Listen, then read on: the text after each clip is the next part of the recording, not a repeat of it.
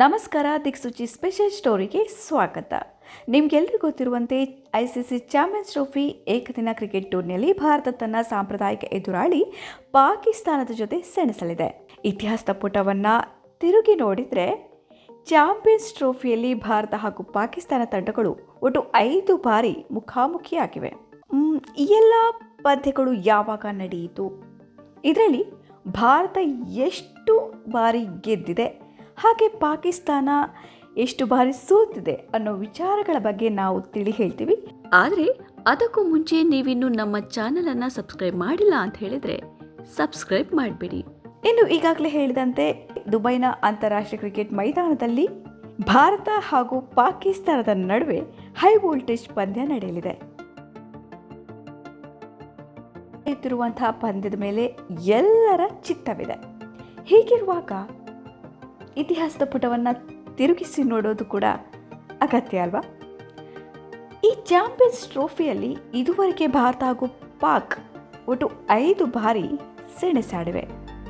ಇನ್ನು ಪಂದ್ಯಗಳ ಡೀಟೇಲ್ಸನ್ನು ನೋಡೋಕೆ ಹೋದರೆ ಭಾರತ ಮತ್ತು ಪಾಕಿಸ್ತಾನ ತಂಡಗಳು 2004ರ ಚಾಂಪಿಯನ್ಸ್ ಟ್ರೋಫಿಯಲ್ಲಿ ಮೊದಲ ಬಾರಿಗೆ ಮುಖಾಮುಖಿಯಾಗಿದ್ದವು. ಆ ಪಂದ್ಯದಲ್ಲಿ ಪಾಕಿಸ್ತಾನ ಭಾರತವನ್ನು ಸೋಲಿಸಿತು. ಬರ್ಮಿಂಗ್ಹ್ಯಾಮ್ನಲ್ಲಿ ನಡೆದ ಈ ಪಂದ್ಯದಲ್ಲಿ ಭಾರತ ಮೊದಲು ಬ್ಯಾಟ್ ಮಾಡಿ 200 ರನ್ಗಳಷ್ಟೇ ಗಳಿಸಲು ಶಕ್ತವಾಯಿತು. ಈ ಪಂದ್ಯದಲ್ಲಿ ರಾಹುಲ್ ದ್ರಾವಿಡ್ 67 ರನ್ ಗಳಿಸಿದರೆ ಅಜಿತ್ ಅಗರ್ಕರ್ 47 ರನ್ನನ್ನು ಕಲೆ ಹಾಕಿದರು. ಈ ಮೂಲಕ ಭಾರತ 200 ರನ್ಗಳ ಗಡಿ ದಾಟಲು ಅವರು ನೆರವಾದರು. ಪಾಕ್ ಪರ ಮೊಹಮ್ಮದ್ ಯೂಸಿಫ್ ಅಜೇಯ 81 ರನ್ ಗಳಿಸಿದರೆ ಇಂಜಮು ಉಲ್ ಹಕ್ 41 ರನ್ನನ್ನು ಗಳಿಸಿ ಗೆಲುವನ್ನು ತಂದುಕೊಡುವಲ್ಲಿ ಪಾಕ್ಗೆ ಸಹಕಾರಿಯಾದರು. 2009ರಲ್ಲಿ ಚಾಂಪಿಯನ್ಸ್ ಟ್ರೋಫಿಯಲ್ಲಿ ಮತ್ತೆ ಈ 2 ತಂಡಗಳು ಸೆಣಸಾಡಿತು. ಸೆಂಚುರಿಯನ್ನಲ್ಲಿ ನಡೆದ ಈ ಪಂದ್ಯದಲ್ಲಿ ಪಾಕಿಸ್ತಾನ ಮತ್ತೊಮ್ಮೆ ವಿಜಯ ಪತಾಕೆ ಹಾರಿಸಿತು. ಆ ಪಂದ್ಯದಲ್ಲಿ ಮೊದಲು ಬ್ಯಾಟ್ ಮಾಡಿದ್ದು ಪಾಕಿಸ್ತಾನ. 128 ರನ್ನನ್ನು ಶೋಯಬ್ ಮಲ್ಲಿಕ್ ಕಲೆ ಹಾಕಿದರೆ 87 ರನ್ನನ್ನು ಮೊಹಮ್ಮದ್ ಯೂಸುಫ್ ಮಾಡಿ 302 ರನ್ಗಳ ಬೃಹತ್ ಸ್ಕೋರನ್ನು ಗಳಿಸಿದರು. ಈ ಪಂದ್ಯದಲ್ಲಿ ಮೊದಲು ಬ್ಯಾಟ್ ಮಾಡಿದ್ದು ಪಾಕಿಸ್ತಾನ. ಶೋಯಬ್ ಮಲ್ಲಿಕ್ 128 ರನ್, ಮೊಹಮ್ಮದ್ ಯೂಸುಫ್ 87 ರನ್ ನೆರವಿನೊಂದಿಗೆ 302 ರನ್ಗಳ ಬೃಹತ್ ಮೊತ್ತವನ್ನು ಪಾಕ್ ಗಳಿಸಿತು. ಈ ರನ್ ಬೆನ್ನತ್ತಿದಂತಹ ಭಾರತ ತಂಡದಲ್ಲಿ ರಾಹುಲ್ ದ್ರಾವಿಡ್ 76, ಗೌತಮ್ ಗಂಭೀರ್ 57 ರನ್ನನ್ನು ಗಳಿಸಿ ಉತ್ತಮ ಪ್ರದರ್ಶನವನ್ನು ನೀಡಿದರು. ಆದರೆ 54 ರನ್ಗಳ ಅಂತರದಲ್ಲಿ ಭಾರತ ಸೋಲು ಕಂಡಿತ್ತು.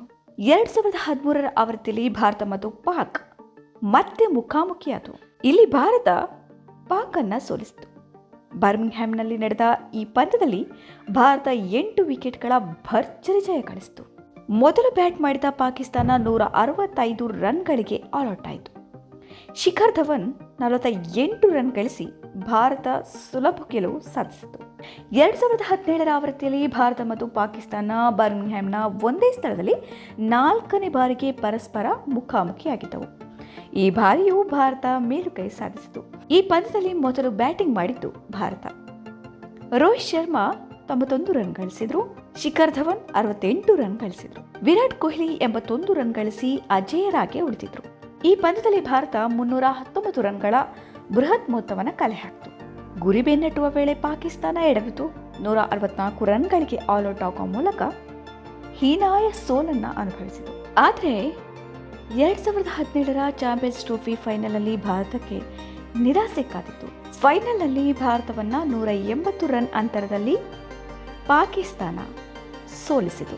ಪಾಕ್ 4 ವಿಕೆಟ್ ನಷ್ಟಕ್ಕೆ 338 ರನ್ಗಳ ಬೃಹತ್ ಗುರಿ ನೀಡಿತ್ತು. ಈ ಗುರಿ ಬೆನ್ನತ್ತಿದ ಭಾರತ 158 ರನ್ಗಳಿಗೆ ತನ್ನೆಲ್ಲ ವಿಕೆಟ್ಗಳನ್ನು ಕಳೆದುಕೊಂಡಿತು.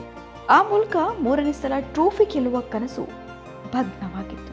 ಹೌದು, 2017ರ ಸೋಲಿಗೆ ಸೇಡು ತೀರಿಸಿಕೊಳ್ಳುವಂಥ ಅವಕಾಶ ಇದೀಗ ಭಾರತಕ್ಕೆ ಸಿಕ್ಕಿದೆ.